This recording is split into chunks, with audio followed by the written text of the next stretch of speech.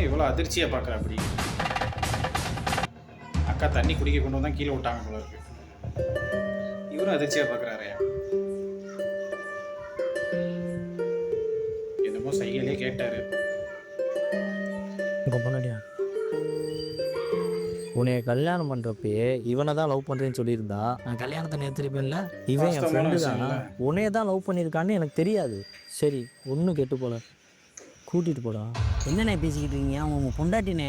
அதுக்காக கரெக்ட் தான். பிடிக்காத பிள்ளையோட குடும்பம் நடத்த முடியுமா? இவர் சொல்றது வாஸ்தவம் தானே. உயிரே கொடுக்க போயிட்டேன்ல அந்த பிள்ளைக்காக. இல்லைன்னா நான் தான் நிம்மதியாக குடும்பம் பண்ண ஓகே, முடியும். தலைவர் தற்கொலை போனவரை காப்பாத்திட்டு வந்திருக்காங்க. அதுக்கப்புறம் நடக்குது இந்த சீன்லாம். பரவாயில்லப்பா, அனுப்பி வச்சுட்டாரு. என்னதான் இருந்தாலும் கட்டின பொண்டாட்டியை காதலிச்சவங்க கூட அனுப்பிச்சு விடுறதுக்கு ஒரு மனசு வேணும்னே.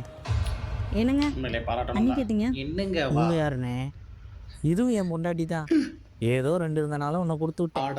பாவீங்களா?